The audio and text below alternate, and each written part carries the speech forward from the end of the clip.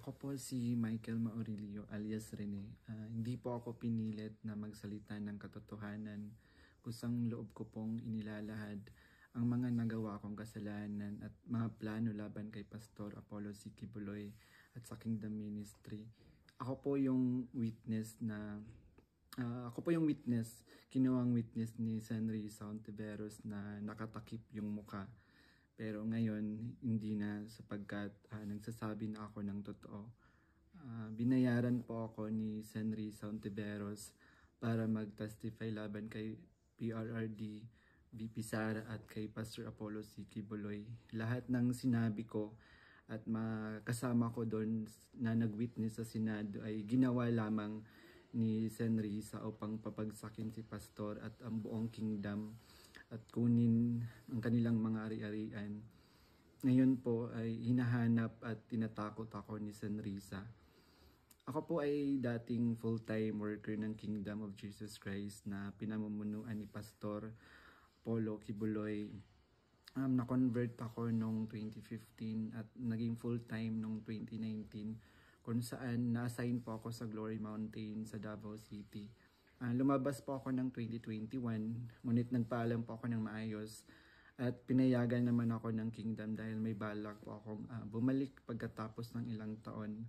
Noong January 2024, nag-vlog po ako kasama ang isang ex-full-time na si Lawrence Capuno dahil nagsimula na noon yung unang pagdinig na sa Senado sa pangunguna ni Senry Sauntiveros tungkol sa mga aligasyon ng sexual abuse at human trafficking na isinampalaban kay Pastor Apollo Kibuloy.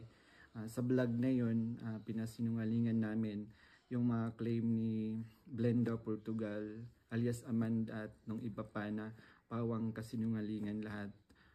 Noong February 2024, kinontak ako ng isang ex-full-time na si Shishir Bandari at inalok na maging witness sa Senate investigation ni Senador Risa kapalit ng financial assistance. Pumayag ako dahil sa panahon din yon, nangangailangan din ako ng pera. Binigyan ako ni Shishir ng email ng opisina ni Sen Risa upang magpadala ng formal na email kahit anong aking sabihin daw. Sabi niya kapag nakipag-usap ako sa kanila, sabihin ko lamang na taga-kingdom ako at lumabas na sa ministry at idagdag ko daw na sinasaktan ako ni Pastor. So sa aking email, sinabi ko doon na galing ako sa kingdom at lumabas noong 2021. Ilang araw pagkatapos noon, kinontak ako ng isang staff ni Sen Risa na si Fiona upang makipag-meet sa akin through video call. Sa pag-meeting namin kay Attorney J. Becama, Chief of Staff ni Sen Nontiveros, pinagawa ako ng affidavit tungkol sa mga gawain ko sa loob ng kingdom, mga transaction at operation na kinasangkutan ko. Ang isinulat ko doon ay pawang mga personal kong experience lamang at wala akong binanggit na pananakit, sexual abuse o human trafficking sa aking salaysay. Matapos kong ibigay yung affidavit, muli kaming nag-meet ni Attorney Becama. Pagkaraan ng 2 araw, binigyan niya ako ng revised affidavit na naglalaman na ng mga karagdagang aligasyon ng pananakit ni Pastor na hindi ko naman naranasan o nakita.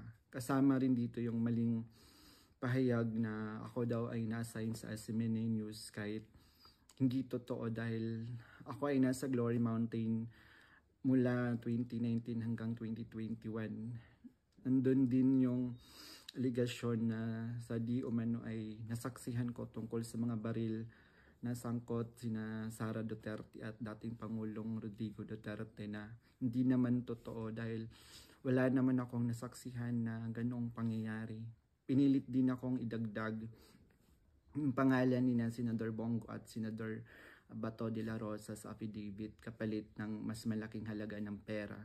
Pero hindi ko na sila isinama kasi baka umattend sila sa hearing at magtanong at ma-corner ako. Yung pag-appear ko sa Senate ay may reward na 500,000 na ibinigay nila sa akin. at dagdag na 500,000 nang isinama ko si Sara Duterte at si dating Pangulong Duterte. So 1 million po lahat ang binigay sa akin. Isang linggo before ang Senate hearing noong February 19, 2024, pinatira ako sa isang condo kung saan ako ay biniriefing at tinuruan tungkol sa mga dapat na isasagot ko sa tanong ni Senador Risa. So sa araw ng hearing, umiyak ako dahil sa konsensya habang binabasa ko yung script na alam ko naman na hindi totoo at hindi ginawa ni Pastoro ng Kingdom.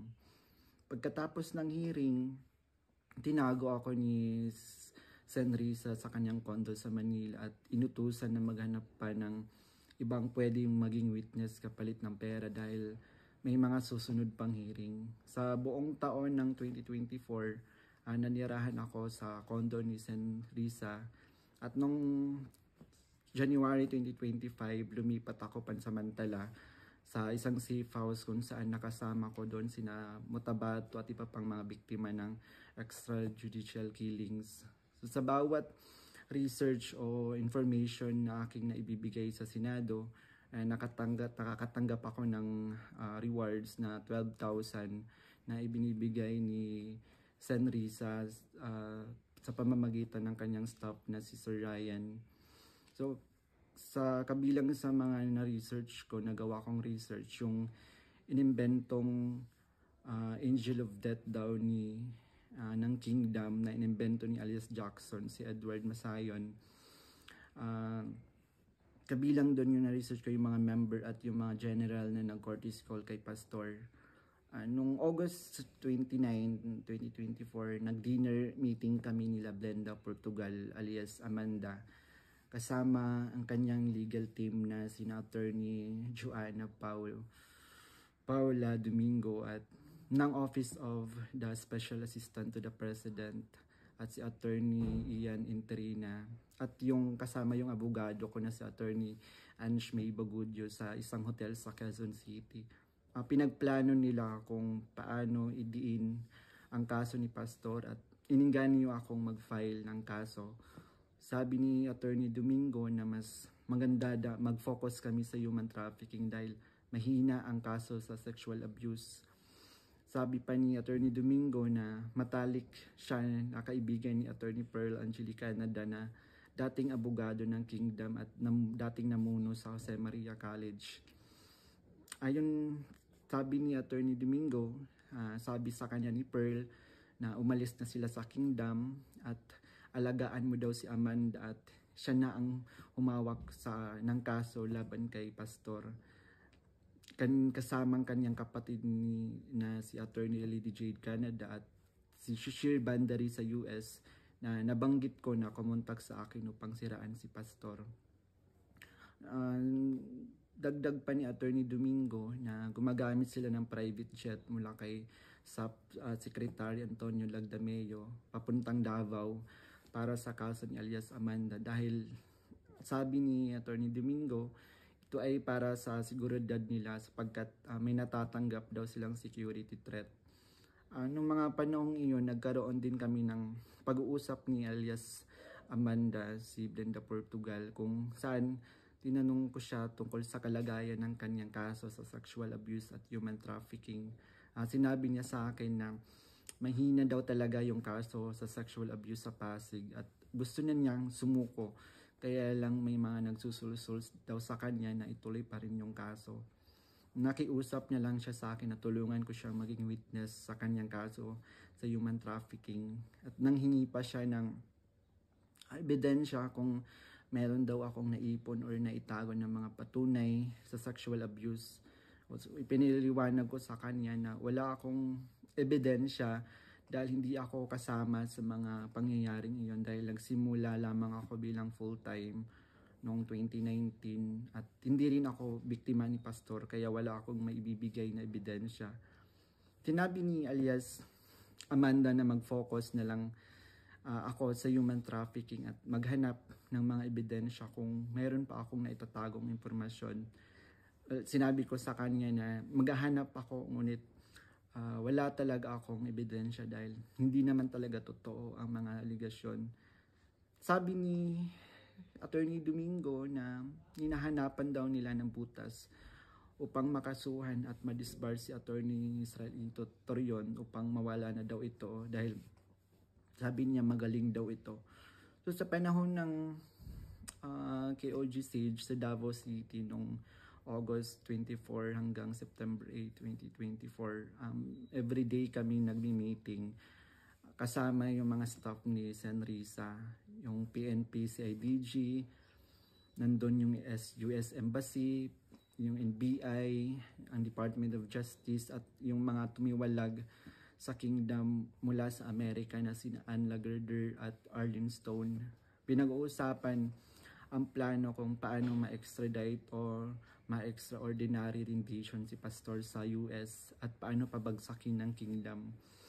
Ang pangunahing pinag-uusapan mga meeting ay ang plano sakaling mahuli si Pastor ay ang plano ay agad siyang extradite sa US at bawiin ang kaso na isinampa ni alias Amanda upang mapabilis ang extradition ni Pastor kapag siya ay nahuli. Subalit, hindi ito natuloy dahil sa pag-aalala sa US na maaaring manalo si Donald Trump sa panahong iyon na nagdulot ng paghina ng kanilang connection sa gobyerno ng US. So dahil dito, nang mahuli si Pastor, wala na silang pagkakataon na ma-extradite siya. Kaya naman nag-utos si Sen. Risa Ontiveros sa amin na labanan ang kaso dito sa Pilipinas laban kay Pastor at sa lahat ng mga administrator ng kingdom upang tuluyang pabagsakin ang kingdom. So tinatanong kami ng paulit-ulit kung may alam kami tungkol sa isang bunker daw nung panahon ng KOG Sage dahil kapag nahanap daw nila si Pastor, babahan ng pera at may bahagi kami doon. Ang bunker ang pangunahing hinahanap kaya't pinuntahan nila ang lahat ng mga posibleng lugar. Ngunit sa katotohanan, wala talagang bunker sa kingdom, lalo na sa central headquarters. Ang mga updates tungkol sa mga ito ay galing sa kasalukuyang PNP Chief General Nicolas Torre na siyang nangunguna sa bawat meeting namin at nagtatanong tungkol sa lokasyon ng bunker. Kasama ko rin sa mga meeting na yon sina Edward Masayon alias Jackson na pumasok sa Kingdom Compound na nagkunwaring pulis dahil siya daw ang nakakaalam kung saan ang bunker. Kasagsagan ng Sage, nag-message sa akin si Fiona, staff ni Risa, na sa pamamagitan ng WhatsApp na sinabi niya na dapat ko daw tanggalin sa kaso ko si June Andrade dahil isa daw siya sa amin na nagbibigay siya ng mahalagang impormasyon. So ipinaalam ko sa kanya na ipapasa ko muna ito sa aking abogado. Pero ngunit isang linggo pagkatapos nun, tinanong ulit ako kung may contact ako sa kingdom dahil hindi na raw mahanap si June Andrade. Hanggang ngayon, hindi na siya natanggal sa kasong pinafile sa akin. Noong November 5, 2024, nagkaroon kami ng meeting kasama sina Undersecretary Nicolas T. ng Department of Justice at 4 pang prosecutors. Ang naalala ko doon si Prosecutor Olivia Torrevillas, si alias Amanda, kanyang mga abogado, si Attorney Domingo at si Attorney Ian, 3 representative from NBI, 2 lawyer at 1 agent. Ang sabi ni Yusek sa amin, bawat isa sa amin na nag-witness sa Senate investigation na ginawa ni Risa ay may naka-assign na mga administrator ng kingdom na kakasuhan namin. Meron reward na 1 million pesos kung magfa-file kami ng kaso laban sa kanila upang tuluyan na daw masira at mawala ang kingdom at makuha na nila yung mga ari-arian ni Pastor at ng kingdom. So sa akin, naka-assign yung 2 administrator na sina Eleanor Cardona at si Marlon Rosete. Pati na rin yung 2 key person ng SMNI na si Cristina San Pedro at si Hannah Jane Sancho May dalawang minister, si Carlo Catiil at si Rico Mandin, at coordinators na sina Grace Mandin at si Corazon Dupalag. At yung kay alias Jackson naman, yung naka-assign sa kanya, yung mga lalaking administrator, katulad nila Marlon Nacobo, nasali si Sister Elizabeth Carion. And kay alias Jerome naman, naka-assign sa kanya yung mga administrator ng mga babae na sina Neneng Lizada at si Teresita Dandan. So sa iba't ibang araw na mga meeting namin, kasama ko yung mga dating full-time worker ng Kingdom na lumabas dahil sa mga nagawang kasalanan sa loob ng ministry. Doon sina Arlene Stone at Ann Lagerder na parehong sumasali through Zoom mula sa US na tinutulungan sila ng FBI. Si Regina Arevalo naman na siyang scriptwriter ng karamihan ng mga binabasa namin sa Senate hearing. Pati na rin yung mga kasama kong mga fake witness na sina Tirao alias David, si Edward Masayon alias Jackson, si Juar Olimba alias Jerome, si Renita Hernandez, si Glenda Portugal alias Amanda. Kasama yung Chief of Staff ng Office ni San Risa na si Attorney J. Becama at yung staff na si Fiona at si Faye.